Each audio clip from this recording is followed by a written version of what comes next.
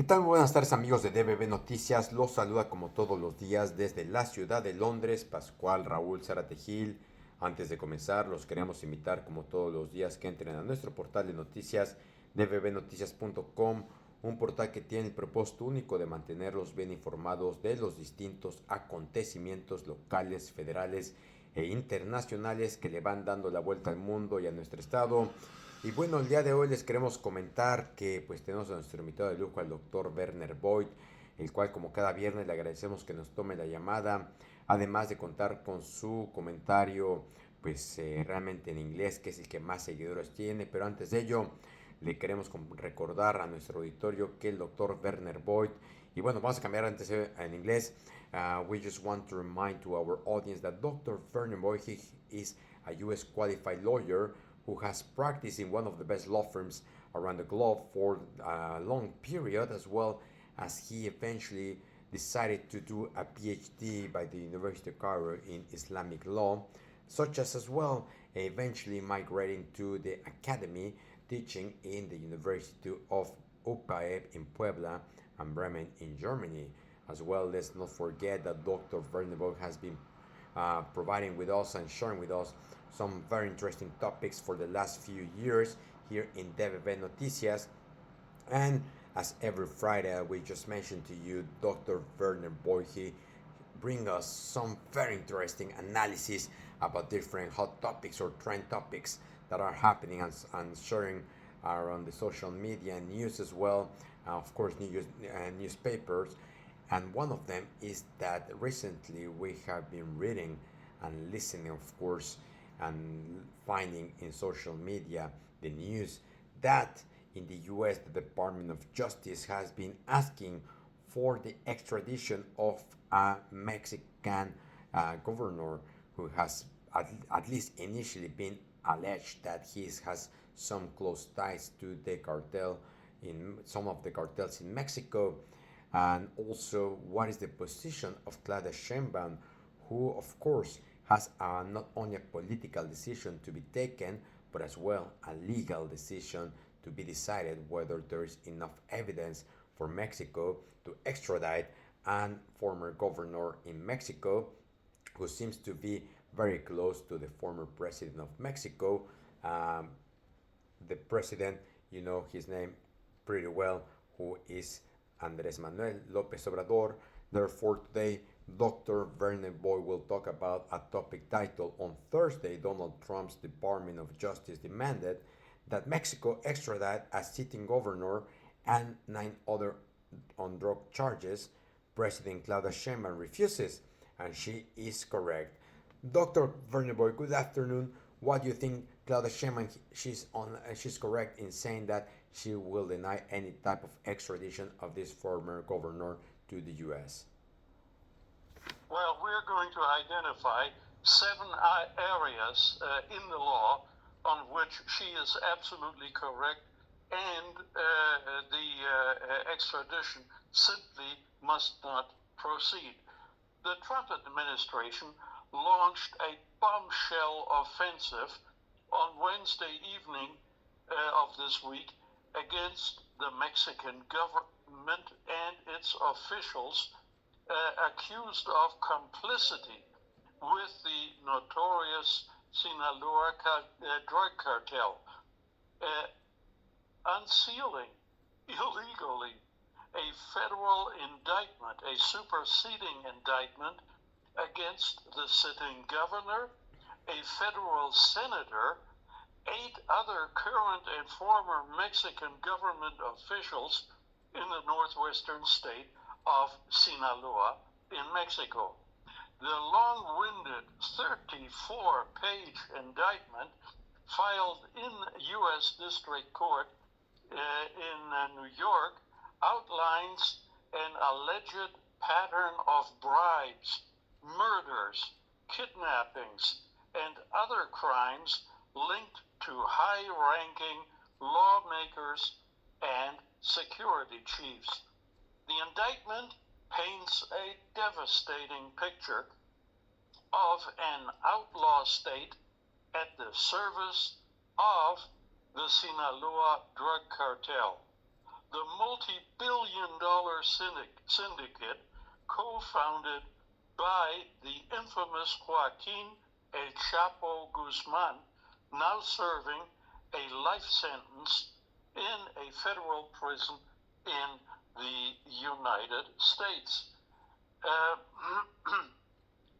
The support of corrupt foreign officials for deadly trafficking of drugs must end, declared U.S. Attorney Jay Clayton.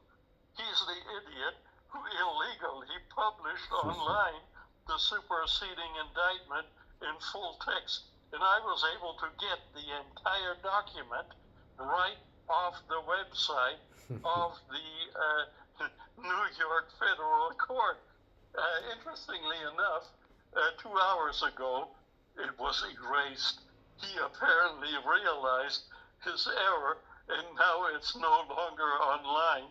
But I was lucky enough to print out the entire thing, and I've got it here in front of me.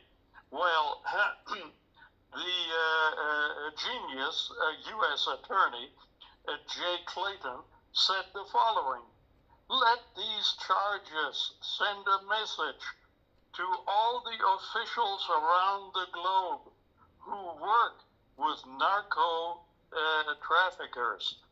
No matter your title or position, we are committed to bringing you to justice."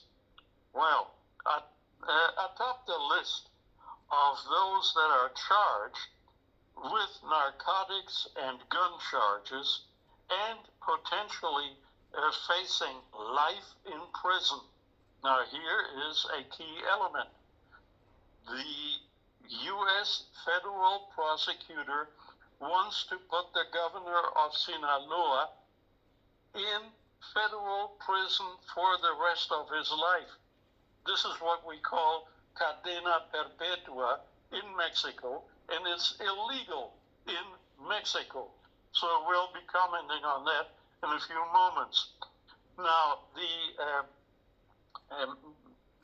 man who's now facing an accusation that could result to a life sentence in a federal prison is Sinaloa Governor Ruben Rocha Moya.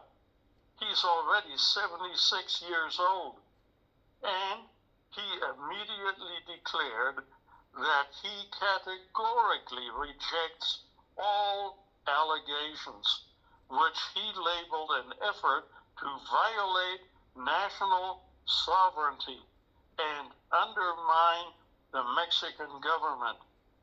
He said, "This attack isn't just against me," and he called the charges a perverse strategy to violate the constitutional order of Mexico.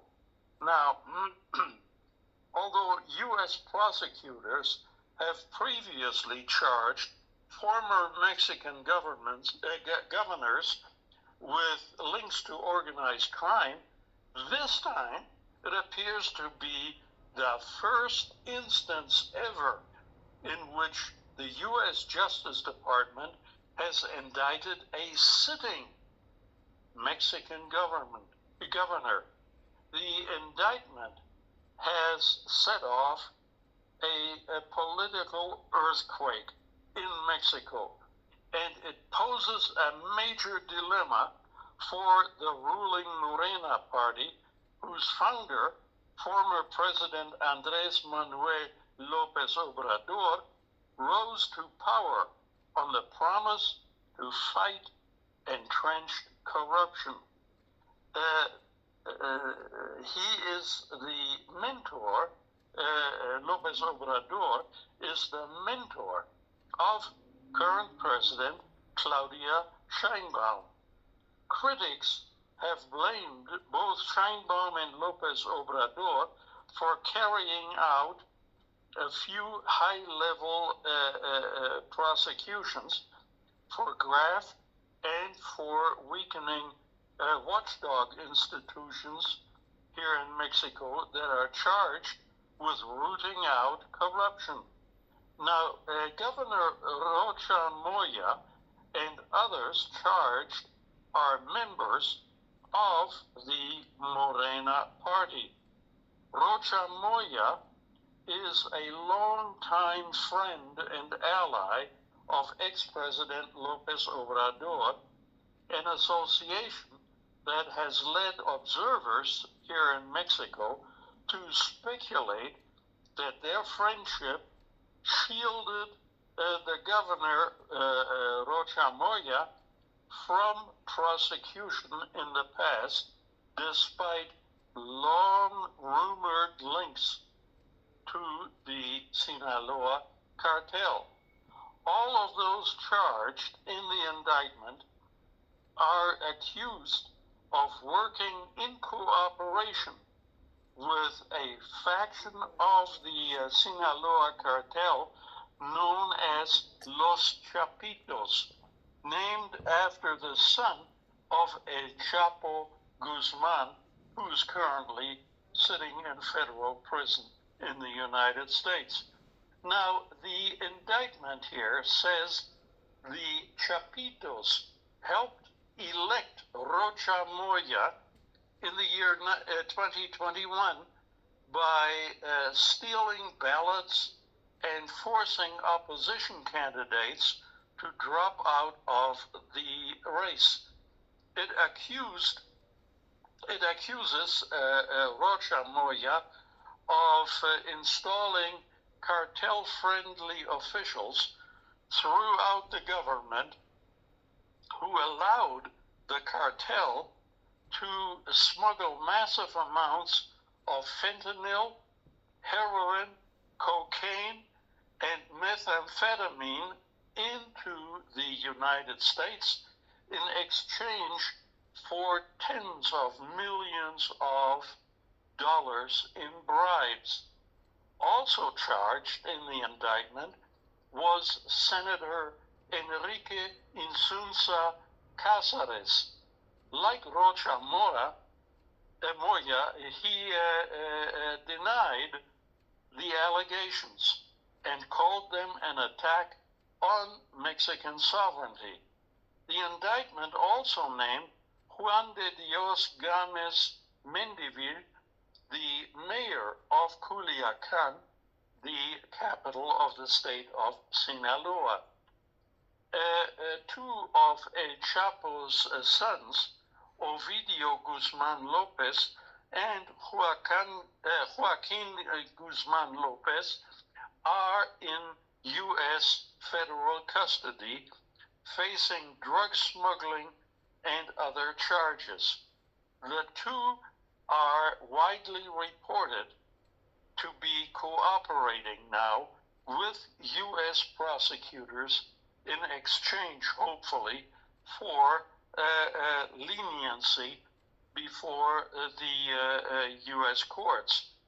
Mexican authorities confirmed last year that about 17 relatives of El Chapo Guzman, including his ex-wife, crossed from Tijuana into San Diego in the United States under U.S. protection as part of an apparent deal with prosecutors in the United States. The indictment we now have, which I have here in front of me on my desk, this indictment presents a detailed and, on the surface, devastating narrative of how for years officials in Sinaloa have allegedly worked hand in hand with the criminals, enriching themselves and allowing the cartel to operate with impunity. Each month, the indictment states, a member of the Chapitos gang responsible for overseeing operations in Culiacán received a box stuffed with a huge amount of cash, along with a list of corrupt officials who were supposed to receive payoffs. Included in the indictment are photographs of the alleged bribe lists, and they appear on pages 16 and 17 of the indictment, including one picture that said that Alberto Jorge Contreras Nunez, a former top prosecutor in the state of Sinaloa,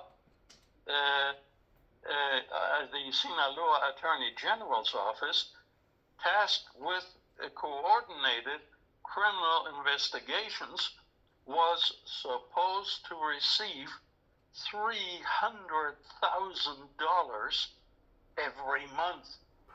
Also named were several of the state's highest-ranking law enforcement officials, including Damaso Castro Saavedra, Sinaloa's Deputy Attorney General, who is accused of giving the Chapitos advanced warnings of police operations. And there is also Contreras Nunez, who is accused of helping the Chapitos track down their enemies and ordering the release of arrested cartel members. The indictment accuses a Culiacan police commander, Juan Valencia, of helping the Chapitos kidnap an informant for the U.S. Drug Enforcement Administration, along with relatives of the informant, and some of them the Chapitos then had tortured and killed. U.S. authorities appear to be seeking the arrest and extradition to the United States of the governor and others charged in this superseding indictment. According to a statement from Mexico's Foreign Ministry, Mexican authorities said officials were receiving extradition requests from Washington, which up to now have the form of diplomatic notes. The extradition requests, the Mexican government said, did not include proof to be able to determine the responsibility of those men accused in the indictment. The allegations immediately signal a fresh bilateral crisis for President Sheinbaum at a delicate moment, the eve of the formal kickoff of negotiations to review the joint trade agreement among Mexico, the United States, and Canada, a pact that is crucial to Mexico's export-dominated economy. Now, President Trump's negotiating team is widely expected to press for more trade concessions, enormous trade concessions from Mexico during the upcoming talks, and they threaten to withdraw the United States from the trade agreement entirely if Mexico does not agree to the onerous conditions imposed by the Trump administration. Now, President Sheinbaum has endeavored to appease Trump's constant demands for more action against Mexican-based drug smuggling cartels that the U.S. administration has branded foreign terrorist organizations. her government has handed over scores of cartel suspects to the United States in the recent past. And she has arrested hundreds of other cartel operatives and busted numerous illicit drug laboratories, among other steps. But critics say Sheinbaum's government has resisted taking steps against corrupt politicians linked to the ruling Morena party. Now, in February, Mexican authorities killed one of the nation's major drug kingpins, Nemesio Ruben Oseguera Cervantes, known as El Mencho, during a raid at his mountain hideout. U.S. authorities provided intelligence but did not assist directly, not physically, in the raid and arrest of El Mencho. But Trump, who has asserted that the cartels are running Mexico, says much more must be done. He has repeatedly threatened U.S. military intervention against drug traffickers in Mexico. President Sheinbaum has resisted Trump's demand for direct U.S. military action in Mexican territory, saying it would violate Mexican sovereignty. And she's certainly correct in that. Now, Mexico's foreign ministry said it received extradition requests from the U.S. government, but said they lack sufficient evidence.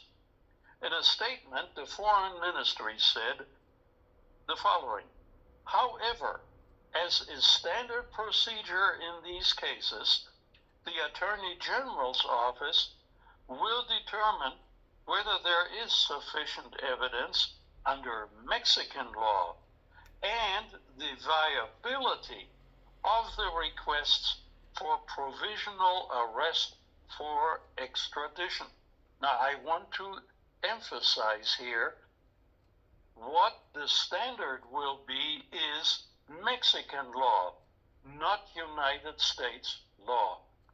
U.S. prosecutors allege the current and former Mexican officials aided the cartel in importing fentanyl, cocaine, and other drugs from Mexico into the United States and shielded the cartel leaders from investigation and prosecution and allowed drug-related violence. And in exchange, the indictment alleges the defendants in total received millions of dollars.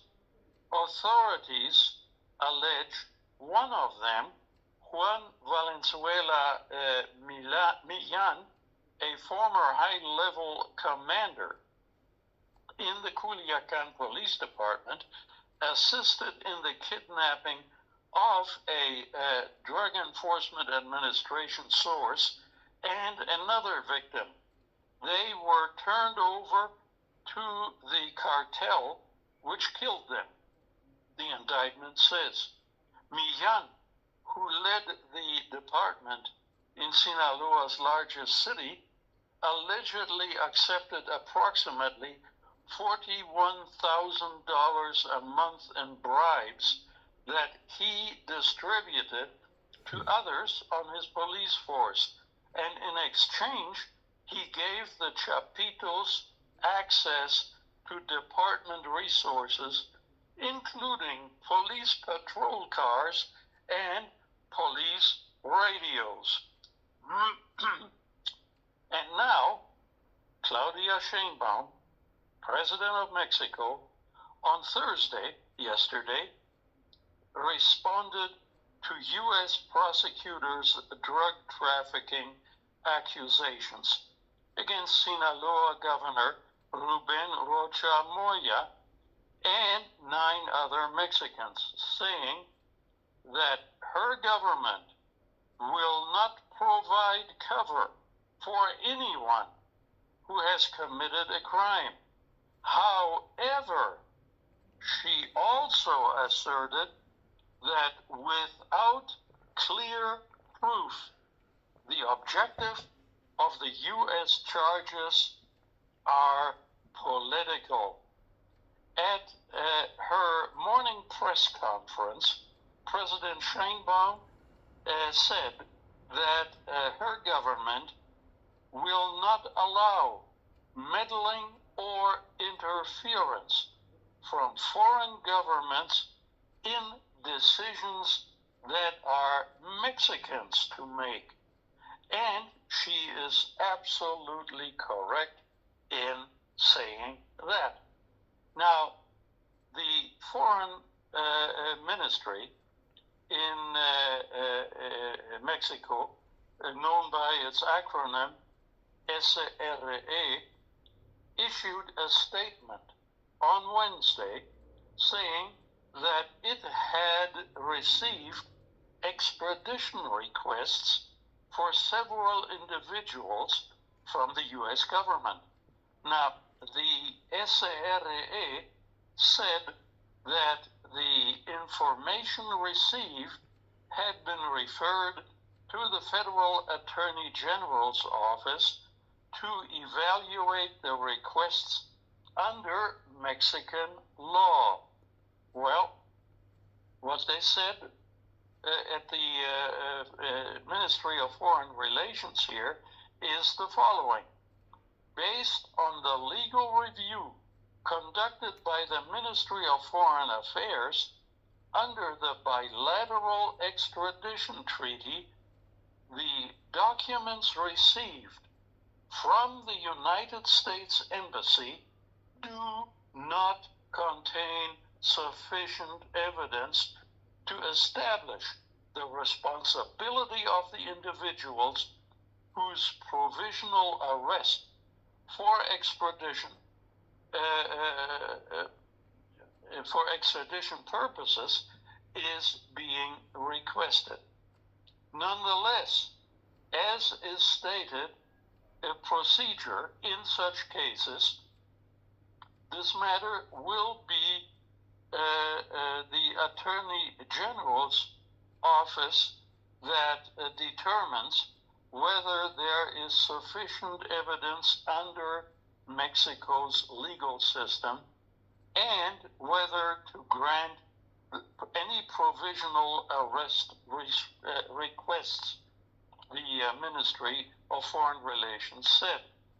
The same ministry also said that the treaty in force includes a specific provision establishing the confidentiality of the information. So a superseding indictment that was published online day before yesterday by the U.S. Justice Department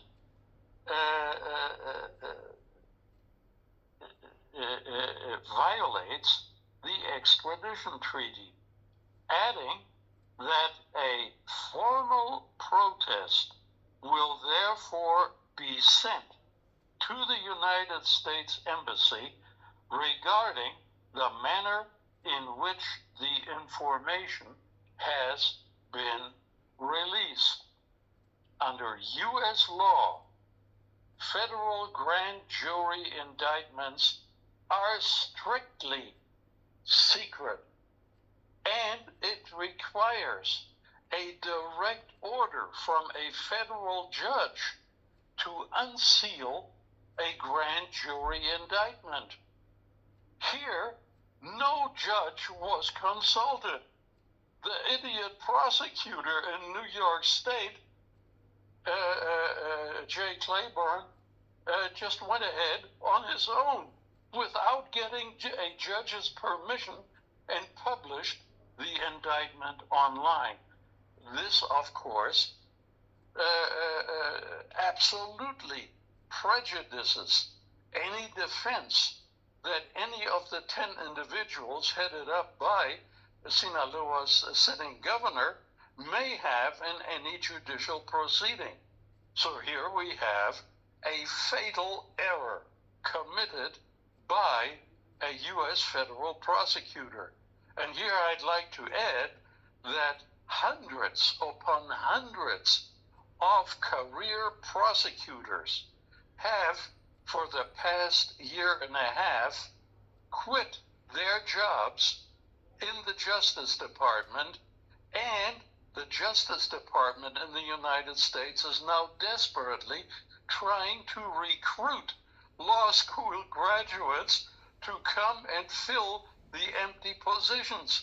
They have neither the level of education nor the experience to handle matters of such extreme sensitivity as the indictment of the Sinaloa governor and 9 other individuals. Now,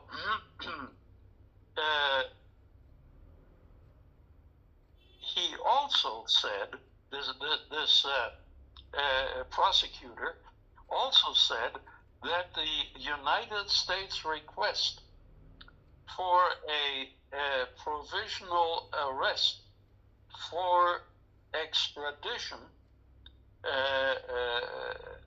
of the 10 subjects is not accompanied by sufficient probative elements that provide conclusive evidence under Mexican law regarding the events narrated. So under Mexican law, it is necessary, if you want to request provisional arrest, that you include sufficient probative evidence that provide conclusive evidence regarding any events that are narrated in the requests. Now, under U.S. law, the situation is different. Here, it's enough for a preponderance of the evidence that is required, and that is much lower than the standard in Mexico, which requires conclusive evidence. Preponderance of the evidence, which is the law in the United States, only asks for a tiny bit more than a 50-50 chance that the person requested has committed a crime. A very, very low threshold. Now, President Sheinbaum referred to the Ministry of Foreign Affairs press release and the remarks in the statement she read on Thursday morning's news conference. So, here is a full translation that I've made of President Sheinbaum's statement yesterday. To the people of Mexico, on the evening of April 28, the Ministry of Foreign Affairs received 10 documents requesting the provisional detention of 10 Mexican citizens for the purpose of extradition. On April 29th, in accordance with current regulations, the ministry forwarded the information received to the Federal Attorney General's office for evaluation of these requests in accordance with Mexican law. At noon on Wednesday, April 29, the U.S. Department of Justice for the Southern District of New York announced charges against 10 Mexican citizens, including the sitting governor of Sinaloa, the senator from Sinaloa, Enrique Insunza Cáceres, and the mayor of the city of Culiacan. Attached to this indictment, a document was published with the title in Spanish, Acusación de Reemplazo bajo reserva, or in English, superseding indictment under seal. This prompted a legal protest from the Ministry of Foreign Affairs, given that such proceedings are strictly confidential in accordance with relevant treaties and U.S. federal law.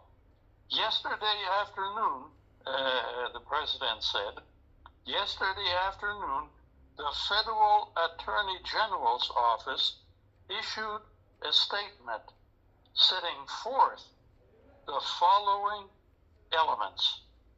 Based on the political constitution of the United Mexican States, the National Attorney General's office, through the Special Prosecutor's Office for International Affairs, to analyze the documentation received in order to determine with complete accuracy whether the necessary evidence exists for this purpose, that is the provisional arrest of these 10 people, and, if applicable, the feasibility of such a request. The Federal Attorney General's office established that Mexican law clearly states that to request an arrest warrant from a judicial authority, it is necessary to present conclusive evidence of the possibility that a person has committed a crime. Now, President Sheinbaum added, since I assumed the presidency of Mexico, I have sworn to uphold the Constitution and the laws. Likewise, I have made a firm commitment to safeguard the well-being of the people and defend national sovereignty. Mexico is a great country with a generous and hard-working people. Mexico establishes a relationship of equals with all nations in the world, never one of subordination, and certainly not subservience. As President of the Republic, my stance on these events is truth, justice, and the defense of sovereignty. Now, in other words, if the Attorney General's office, which is the competent authority, receives compelling and irrefutable evidence in accordance with Mexican law, or if its own investigation uncovers elements constituting a crime, it must proceed in accordance with the law under our jurisdiction. I have always stated this very clearly. and we have acted accordingly. We will not cover up for anyone who has committed a crime. However, if there is no clear evidence, it is evident that the objective of these charges by the Department of Justice in the United States is purely political. And she concluded, let this be crystal clear. Under no circumstances will we allow the meddling or interference of a foreign government in decisions that fall exclusively within the province of the Mexican people. Truth, justice, and the defense of sovereignty. That is our position. So, finally then, under the 1976 and 1978 extradition treaties between Mexico and the United States of America and Mexican constitutional law, there are several key grounds for non-extradition of Mexican nationals to the United States. Legal protections can prevent or delay the transfer of Mexican citizens.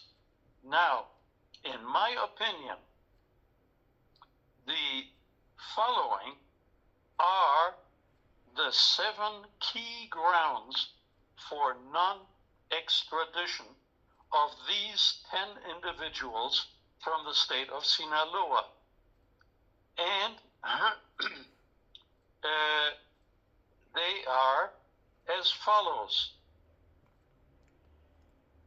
Number 1, risk of the death penalty or of life imprisonment. Mexico generally refuses to extradite individuals to any country that might, where they might face the death penalty or imprisonment without parole, which we call in Spanish cadena perpetua. This is precisely what the U.S. authority now intends to do. According to the prosecutor in New York, they want to send the governor, that 76-year-old gentleman, to prison for the rest of his life without a chance of parole. That would be directly in violation of Mexican law. Now, number 2, national citizenship protection exists. While not an absolute ban, Mexican nationality is a major factor in opposing extradition. Mexican courts are able to deny extradition, preferring to try their citizens under local Mexican laws. Now, the next one, number 3, is politically motivated charges exist. If the accusation is deemed a political charge or intended to persecute an individual for political reasons rather than genuine criminal behavior, extradition must be refused. This is what we call in the U.S. system vindictive prosecution, and it certainly exists here. Donald Trump, President of the United States, hates Mexico, and he hates Mexicans with a passion. And that started in 2009 and has continued and been reiterated by Donald Trump on nearly a weekly basis. So therefore, the prosecution that he has now initiated through his Department of Justice is, from my perspective, clearly vindictive. Now, the next one is amparo proceedings. Individuals facing extradition can file an amparo, a constitutional protection claim to challenge the legality of the extradition request. Certainly some right that the governor of Sinaloa and the other 9 individuals have. And then we come to human rights concerns. Evidence that the individual or individuals face a risk of torture or inhuman treatment in the United States that can be used to stop the extradition process. And we have more than enough evidence that the Immigration and Customs Enforcement Agency and the U.S. Border Patrol Agency, the U.S. Customs and Border Patrol Agency, has engaged in massive human rights abuses against Mexicans and other foreign nationals in the past 6 months, that even has resulted in the death of 2 individuals and individuals, Mexican citizens, in custody under the Immigration and Customs Administration have died in their custody. Since Donald Trump started his second administration last year, 15 Mexican citizens were left to die by U.S. government agents in U.S. federal detention centers. So here we have another brilliant reason to insist on non-extradition. And finally, number 7, there's Article 4, prosecution. If a Mexican national is not extradited, Mexico may proceed against such nationals in its own Mexican courts if the United States alleges that these individuals committed crimes under U.S. law in the U.S. Then they can be tried and sentenced, if appropriate, under Mexican law here in Mexico. This is provided by the Mexican Federal Criminal Court. So, as an international lawyer, and you and I are both international lawyers, we, I think, would happily assume the defense of Mexico's nationals against the request, number 1, for provisional arrest of these 10 individuals from Sinaloa, and ultimately we would also win in any extradition proceeding. So I think Dr. Barenboim, you have clearly described what are the next steps for Claudia Sheinbaum administration, who has clearly and correctly pointed to the basically the prosecutor in Mexico to determine if they have enough evidence to extradite and even to consider the different standard, as you have clearly stated here, that Mexico they have all the legal grounds on their side to deny all this case that they are trying to put against the former governor of Sinaloa to be basically to put before the justice of the U.S. I think Claudia Sheinbaum clearly and very smart, regardless of the political intention behind it, is that she has very smartly mentioned like this is going to be decided by the law based on the evidence. Is not going to be me, but now the one who has the power and authority in our country to determine whether that is acceptable or not for us to basically send to the US this individual will be happening or not, along with all the rationale that you have clearly shared with us today. Exactly. Now, what really concerns me, what worries me, is that both formal pronouncements by President Sheinbaum and by Mexican federal justice authorities, they focus on the lack of evidence or insufficient evidence. But that's only one element of non-extradition. We now, just a moment ago, identified 6 additional elements that are clearly present and that would prevent the extradition of these 10 individuals from Sinaloa to the jurisdiction of United States courts. Absolutely. I think you are correct in highlighting that very important point that there are more than one, not only the evidence and not only for a single individual.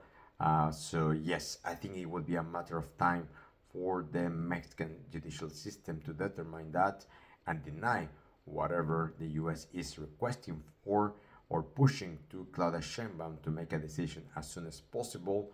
And of course, as well, this is a separate topic, is the potential tension that will be increased because based on this decision between Donald Trump and Claudia Sheinbaum.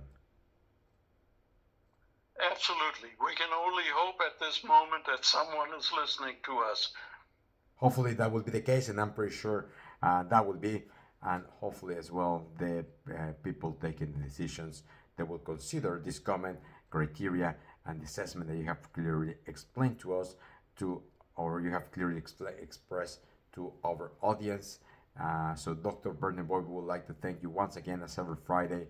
We want to tell you thank you so much for sharing with us this very extensive and clear explanation of a very hot topic, at least in Mexico. And as we have seen, Claudia Sheinbaum is not happy, as well as she has to deal with a very complicated case in a matter of a few days and hours. I agree. Dr. Moroy, thank you so much. Have a great weekend and speak to you next Friday. Same to you. Thank you very much. Amigos, así que bueno, de esta forma llegamos al final de esta breve cápsula. Como siempre, les queremos agradecer. Antes de despedirnos, los invitamos como todos los días a que le den like, compartan, dejen sus comentarios y nos escuchamos mañana con noticias frescas antes que los demás. Hasta la próxima.